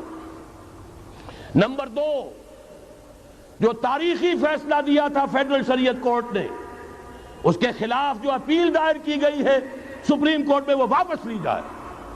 اس ملک کے اندر سے سود فوراً ختم کیا جائے، یہاں کے سود خوروں کو، حرام خوروں کو 1 پیسہ سود کا آئندہ نہ دیا جائے، طے کر دیا جائے۔ نعرہ تکبیر! نعرہ تکبیر! اگر ہم اپنے ملک میں ختم کر دیں گے، ہم تمہارے ساتھ ہیں۔ اگر ہم اپنے ملک میں ختم کر دیں گے، بس ڈاکٹر صاحب ہاتھ بڑھاؤ، ڈاکٹر صاحب ہاتھ بڑھاؤ۔ اگر ہم اپنے ملک میں ختم کر دیں تو باہر بھی ہم کہنے کے قابل ہیں۔ ہمارے دین کا معاملہ ہے، ہم اس میں کوئی کمپرومائز نہیں کر سکتے، اور ہمارے دین کا ہمیں حکم یہ ہے کہ مقروض کو مہلت ملنی چاہیے۔ ہم تمہارے قرضے دیں گے اگر ہمیں مہلت ہوئی اور ہمارے پاس ہوا، لیکن یہ کہ سود کا 1 پیسہ نہیں دیں گے، یہ ہم طے کر سکتے ہیں۔ اللہ تعالی ہمیں اس کی ہمت دے، توفیق عطا فرمائے۔ تیسرا مطالبہ، نام نہاد بیرونی سرمایہ کاری کی صورت میں ڈالر کا سیلاب امڈ آنے کے منصوبے پر یہ اجتماع انتہائی تشویش کا اظہار کرتے ہوئے یہ مطالبہ کرتا ہے کہ پاکستان کو اپنے پاؤں پر کھڑا کرنے کے لیے ملکی وسائل اور مقامی صنعتوں کے بھرپور طور پر بروئے کار لانے کا اہتمام کیا جائے۔ یہ باہر کا سرمایہ نہیں چاہیے، اس کے پیچھے لعنت ہے۔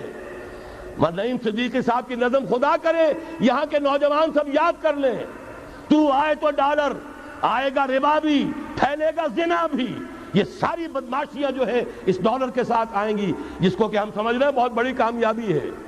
سابقہ حکومتوں کے وزیر خزانہ جا کر کچھ قرضہ لے آتے تھے، بڑے پھولے نہیں سماتے تھے، سود میں اور بندھا کر آتے تھے قوم کو اور ملک کو، اور آج اگر کوئی سرمایہ دار لے آئے تو معلوم ہوا کہ بہت بڑی کامیابی ہو گئی۔ اور یہاں کے سرمایہ داروں پر پابندیاں، یہاں کے صنعت کاروں کے اوپر پابندیاں، یہ ساری صورتحال جو ہے یہ ایک انقلاب کا تقاضا کرتی ہے۔ نمبر 4، یہ اجلاس حکومت سے مطالبہ کرتا ہے کہ ٹیلی ویژن پر عریانی و فحاشی کے فروغ کی پالیسی پر ہم گہری تشویش ظاہر کر رہے ہیں اور مطالبہ کرتے ہیں کہ سعودی عرب، دیکھیے جہاں سے ہمیں جو خیر ملے گا اس کا ذکر کریں گے، جہاں جو خرابی ہے وہ اپنی جگہ ہے۔ سعودی عرب و ایران 2 ملک ہیں جنہوں نے اپنے ہاں یہ dish antenna, star T V وغیرہ کے اوپر پابندی لگائی ہوئی ہے، تو ہم کیوں نہیں لگا سکتے؟ کیوں ہم نے اپنے دروازے آسمان کھول دیے ہیں؟ یہ اوپن سکائی کر دیا ہے، ہمارے ہر گھر کے اندر پہنچ جاؤ، اپنا زہر پھیلاؤ، اپنا تمدن، اپنی تہذیب جو ہے اس کے فروغ کے لیے ہمارے بچوں کے ذہن تمہارے لیے کھلے ہیں، ایکسپوزڈ ہیں، ہماری خواتین کے ذہن تمہارے لیے کھلے ہیں۔ بہرحال، اور جو پاکستان کا اپنا ٹیلی ویژن ہے نہ کرے۔ نمبر 5، یہ اجتماع حکومت کی بہبود آبادی کے نام پر چلائی جانے والی مہم، جس میں آبادی کو کنٹرول اختیار کرنے کی ترغیب دی گئی ہے، اس کی پرزور مذمت کرتا ہے۔ نمبر 6، فیڈرل شریعت کورٹ پر جو پابندی لگائے رکھی ضیاء الحق نے بھی، اب فوت ہو گیا ہے، اللہ اسے معاف کرے، ہم یہی کہیں گے۔ لیکن یہ کہ میں نے تو ان سے زبانی کہا تھا رو در رو کہ آپ اپنے ماتھے پر کلنک کا ٹیکا لے کر پھر رہے ہیں، وہ چوکے۔ یہ 5 جو سے استعفیٰ دے گیا ہوں، لیکن آخری اتمام حجت کے لیے میں نے ان سے کہا کہ آپ نے فیڈرل شریعت کورٹ بنائی، آپ کے ہینڈ رحمہ اللہ بہت نیک، بہت درویش منش انسان تھے، آپ نے انہیں بنایا ہے جج۔ پیر کرم شاہ صاحب وہ آپ کے بنائے ہوئے ہیں، تقی عثمانی صاحب آپ کے بنائے ہوئے ہیں، لیکن آپ نے فیڈرل شریعت کورٹ کے ہاتھ میں ہتھکڑی ڈال دی۔ آئلی قوانین پر بھی بات نہیں کر سکتے، اس میں کوئی غیر اسلامی اگر شک ہے اس کے خلاف بھی فیصلہ نہیں کر سکتے۔ میں یہ نہیں کہتا کہ جو میں کہتا ہوں وہ کیجئے۔ اس وقت تک غلام احمد پرویز زندہ تھے، میں نے کہا پرویز صاحب جو بنانے والے ہیں ایوب خان کے زمانے میں ان آئلی قوانین کے، وہ بھی زندہ ہے، عدالت میں جائیں ثابت کر دیں کہ کتاب و سنت کے مطابق ہے قانون، چشم ماں روشن دل ماں شاد۔ لیکن آپ نے شریعت کورٹ بنائی اور اس پر پابندی لگا دی۔ کہنے لگے پھر ان خواتین کو کون مطمئن کرے گا؟ میں نے کہا بس یہی آپ کی سوچ کا معیار ہے تو آپ کا راستہ اور میرا اور، یہ استعفیٰ حاضر ہے۔ السلام علیکم۔ 2 مہینے کا جرم میں نے ضرور کیا تھا، وہ وی آئی پی ٹریٹمنٹ انجوائے کیا تھا، میں بھی شورا کا رکن تھا، کوریڈورز آف پاور میں کوئی 2-4 مرتبہ جانا ہوا ہے، اللہ معاف فرمائے، ورنہ یہ کہ اس سے زائد تو اس کوچے سے میرا کوئی تعلق نہیں رہا۔ 5 جولائی 82 کو میں نے استعفیٰ دیا ہے، اور پھر اسی مہینے الہدا کے پروگرام کا گلا گھونٹ دیا گیا ہے۔ ہاں میں ہاں ملاؤ تو ٹی وی بھی کھلا ہے اور تمہارے لیے سب کچھ ہے، اور ہاں میں ہاں نہ ملاؤ، ہم سے حق بات منواؤ تو دروازے بند ہیں۔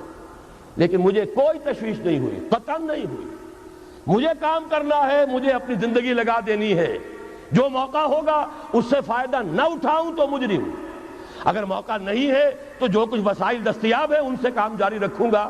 سن 82 کے بعد سے 12 برس اور گزر گئے ہیں، میں نے تو اپنا خون پسینہ اسی کام کے لیے کیا ہوا ہے، لہذا مجھے کوئی تشویش نہیں۔ تو یہ مطالبہ کرتے ہیں ہم کہ فیڈرل شریعت کورٹ پر سے آئلی قوانین کے بارے میں پابندی ختم کی جائے۔ نمبر 7، زنا، قذف اور ارتداد کی شرعی حدود نافذ کی جائیں۔ یہ سارا مسئلہ جو ہمارے ہاں اٹھا ہوا ہے، پوری عیسائی دنیا، پوپ صاحب، امریکہ صاحب، اور وہ ایک عیسائی کے اوپر مقدمہ قائم ہو گیا جبکہ اس نے کہ حضور صلی اللہ علیہ وسلم کی شان میں گستاخی کی ہے، پوری دنیا جاگ اٹھی ہے۔ یہی ہے در حقیقت ابلیس کو یورپ کی مشینوں کا سہارا۔ در حقیقت جب تک، اور مجھے حیرت ہوتی ہے، اس مرتبہ تو اللہ کا شکر ہے کہ جو ختم نبوت کانفرنس ہوئی ہے ربوہ میں، انہوں نے مطالبہ کیا ہے، آج سے پہلے تو یہ مطالبہ کرنے کی ہمت نہیں ہوئی تھی۔ قتل مرتد کی سزا جب تک نافذ نہیں کی جائے گی یہ فتنے کبھی ختم نہیں ہوں گے، نہ قادیانیت کو فروغ جو ہے ختم ہوگا، نہ اس کو بریک لگ سکے گی، نہ اور جو عیسائیت کا یہاں پر فروغ ہو رہا ہے۔ قتل مرتد، اسلام میں مرتد کی سزا قتل ہے، جب تک کہ آپ اس کو نافذ نہیں کریں گے یہ فتنے بڑھتے رہیں گے، ان کا سد باب نہیں ہو سکے گا۔ اسی طریقے سے فورن پالیسی کے ضمن میں 3 باتیں، بلکہ فورن کیا وہ تو ہماری اندرونی بھی ہے۔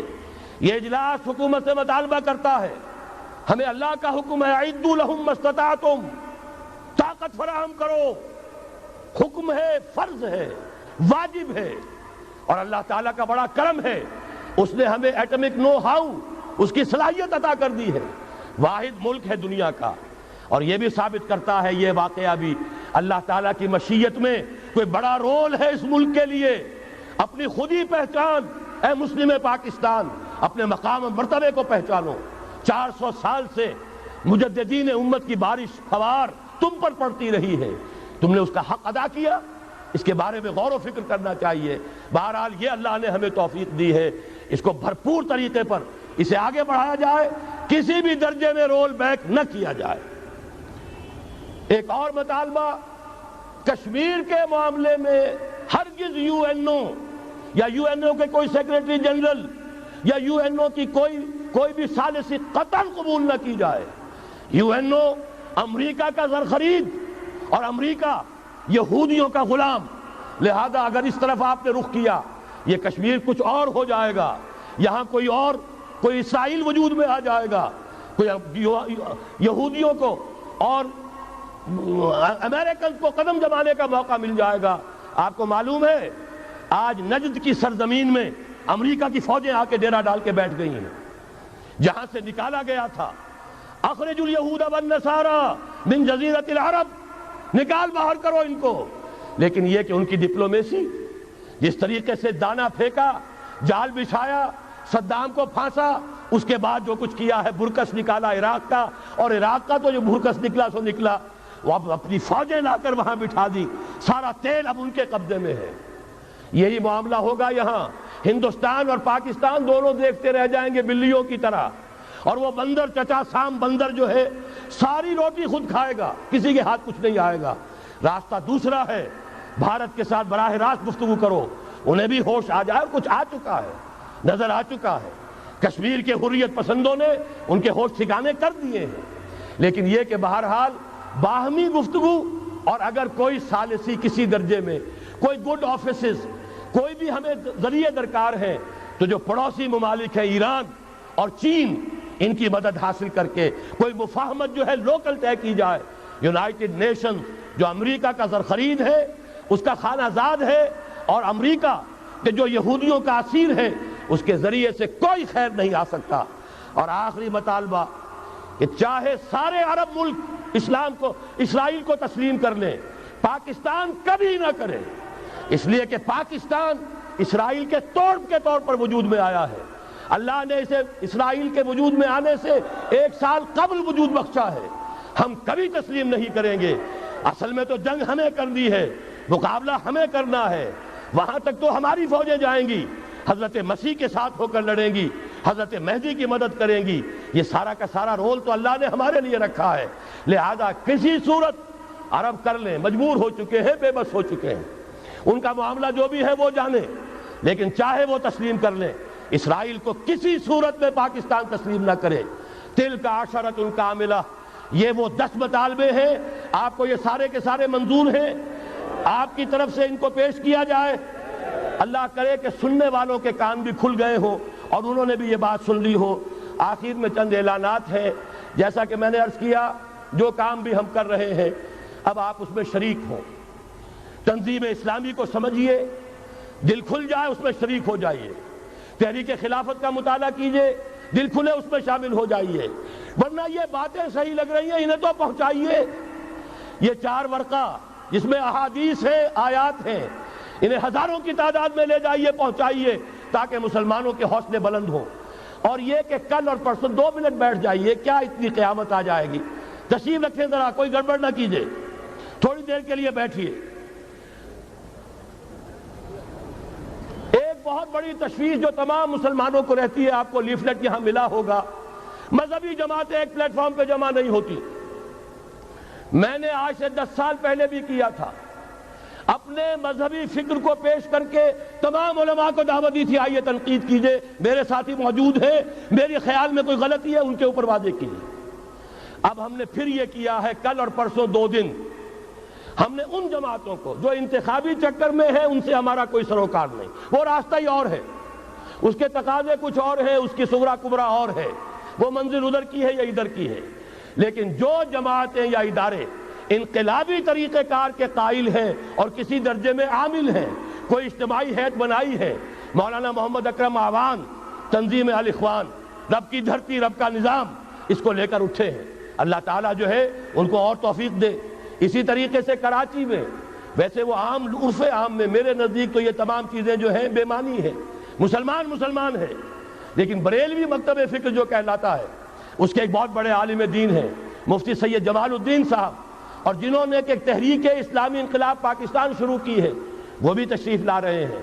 اور اسی طریقے سے میجر منہاج صاحب کی آپ نے تقریریں ٹیلی ویژن پر سنی ہوں گی، تحریک فہم القرآن انہوں نے شروع کی ہے، وہ بھی ہمارے ہاں تشریف لائیں گے۔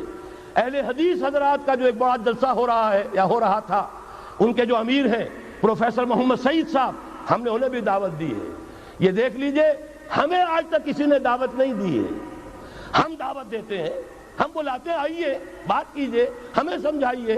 ہو سکتا ہے کہ بہتر طریقہ ہو، ہے جستجو کے خوب سے ہے خوب تر کہاں۔ آپ کے پاس کوئی بہتر بات ہے تو الحکمت و دالت المومن، حکمت اور دانائی کی بات تو مومن کی گمشدہ متاع ہے، ہم قبول کریں گے۔ کل اور پرسوں کے یہ 2 پروگرام ہیں، لیفلیٹ آپ کو مل چکا ہوگا۔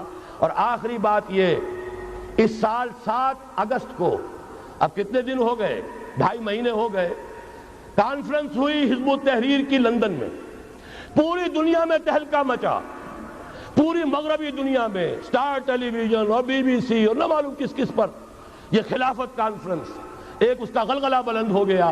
اللہ نے مجھے بھی وہاں پہنچا دیا، من نیز حاضر می شبن، تفسیر قرآن در بغل پہنچ گیا، 1 گھنٹے کی وہاں تقریر کی، جو حضرات یہاں انہوں نے ویڈیو دیکھا ہوگا۔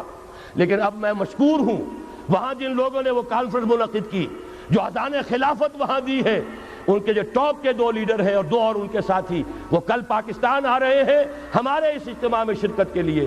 چنانچہ کل اور پرسوں جو گارڈن ٹاؤن میں، نیو گارڈن ٹاؤن میں جو قرآن آڈیٹوریم میں جو ہمارے اجلاس ہو رہے ہیں، ان میں وہ حضرات بھی شریک ہوں گے۔ یہ 2 عوامی پروگرام ابھی اور ہیں۔ آج کی رات آپ نے وقت نکالا ہے، کل اور پرسوں کی رات بھی، اور وہ اتنی دیر نہیں ہوگی، مغرب کے فوراً بعد شروع ہوگا، اور عشاء ہم فارغ ہو کر پڑھ لیں گے، زیادہ تاخیر نہیں ہوگی۔ ان پروگراموں میں شریک ہوں۔ اور واقعہ یہ ہے کہ 7 اگست 1994 کی یہ لندن کی عالمی خلافت کانفرنس، میں سمجھتا ہوں کہ یہ ایک بہت بڑا تاریخی واقعہ ہے، پوری دنیا میں غلغلہ بلند ہوا ہے۔ اس کا ہم نے ندائے خلافت کا خصوصی شمارہ شائع کیا ہے، ابھی کیا ہے چند دن کے اندر اندر، جب ہمیں معلوم ہوا کہ وہ لوگ بھی آ رہے ہیں۔ اس کانفرنس کے اوپر جو تبصرے ہوئے انگریزی پریس میں، اس کی کچھ جھلکیاں تصویری، وہ سب کے سب جو ہے وہ کتابی شکل میں ندائے خلافت کا ایک خصوصی شمارے کی حیثیت سے باہر موجود ہے۔ جو حضرات بھی لینا چاہیں وہ لے سکتے ہیں۔ ان چیزوں کو لے کر لوگوں تک پہنچائیے، کم سے کم آج کا پیغام تو لوگوں تک پہنچانے کا کام شروع کر دیجئے۔ کیا عجب کہ جنہیں آپ کے ذریعے سے بات پہنچ جائے، ان کی زندگیوں میں انقلاب آ جائے، پھر جو خیر بھی ان کے ذریعے سے وجود میں آئے گا، اس میں آپ کا کھاتا بھی اللہ کے ہاں کھلا رہے گا۔ اقول قولی ھذا واستغفر اللہ لی ولکم ولسائر المسلمین والمسلمات۔ 1 منٹ اور بیٹھ کے دعا مانگ لیجیے۔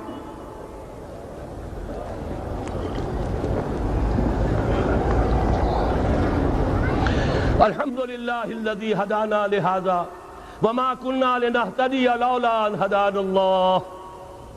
کل حمد، کل ثنا، کل شکر اس اللہ کا ہے جس نے ہمیں ہدایت عطا فرمائی۔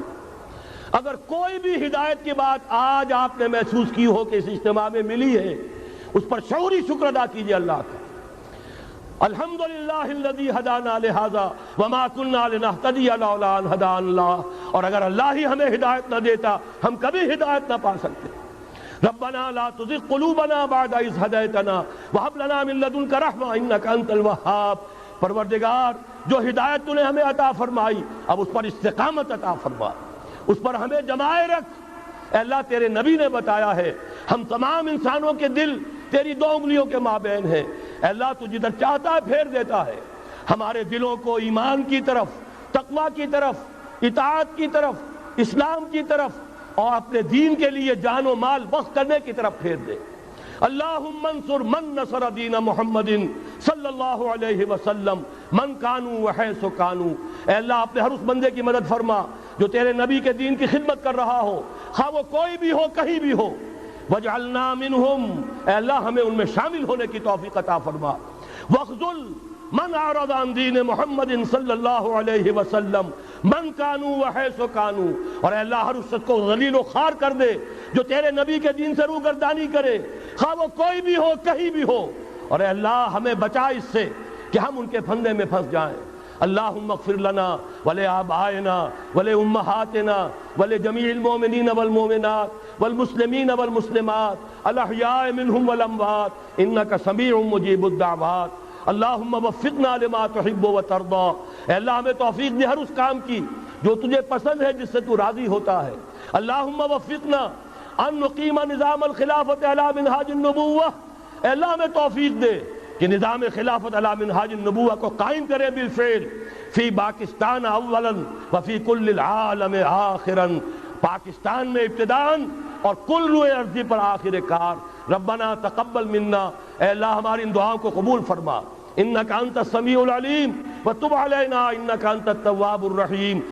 دے کے حضور آکھن منگتے دی خیر ہووے، دے کے حضور آکھن منگتے دی خیر ہووے، منگتا کبے سخی دے، منگتا کبے سخی دے، بوہے دی خیر ہووے، دے کے حضور آکھن منگتے دی خیر ہووے، دے کے حضور آکھن۔